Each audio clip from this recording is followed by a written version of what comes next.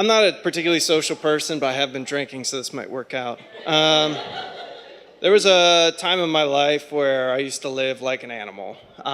This time, I moved out of my parents' house at 19 to move in with Heather, my girlfriend at the time, now wife.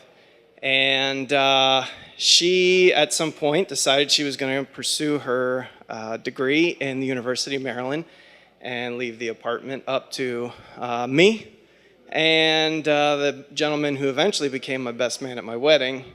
And the debauchery began. This included indoor fireworks, lighting of shoe polish, aka napalm, nunchucks and light fixtures. Long story. But this particular story, we would hang outside. We lived at 50 West Philadelphia Street, which was right in front of the market. And we were out there having a cigarette, drinking a beer. And all of a sudden, the streets just opened up and flooded with people. And then we just realized that there was like 2 big tour buses and like all these people and kids. Like, what are kids doing up at this time of night? We're like drinking. This is drinking time. This is grown-up drinking time. And we were like, all right, just stop somebody. And we were like, hey, what's going on? And that person said, it was a mom. And she was like, oh, we just saw Weird Al Yankovic at the Strand. And here's a backstage pass. And then we were like, oh shit, what do we do with this power? This is too much power for pseudo grown-ups that have been drinking. And I was like, I'll bet you $50. And we had been drinking, so this is a dumb thing, but I'll bet you $50 you can't get in until Weird Al, he's weird.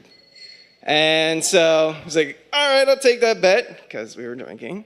And so he goes up to the front of the Strand. He's like, I got my backstage pass. And the guy's at the door. He's like, no, you can't get in. He's like, I got my pass. This is my pass. I've been waiting my life to see Weird Al.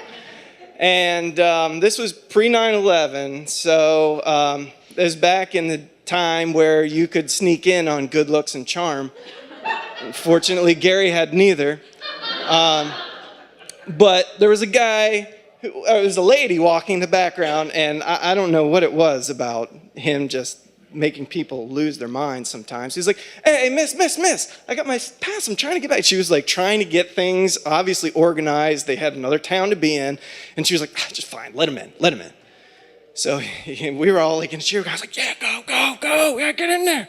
And he gets in, and he says he is in a weird age bracket because there's a bunch of kids and their parents, and they're all waiting in line for Weird Al's signature around a table where he's eating. Sounds pretty weird, but it's classic Weird Al, right?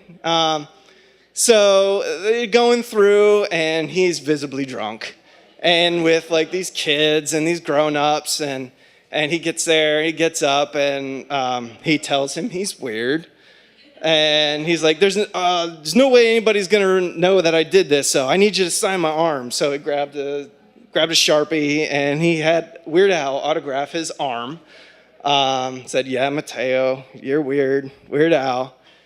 And came out, and we were dumbfounded. That was pretty strange, but fast forward a couple months, and we were cleaning up the apartment for the first time, probably ever.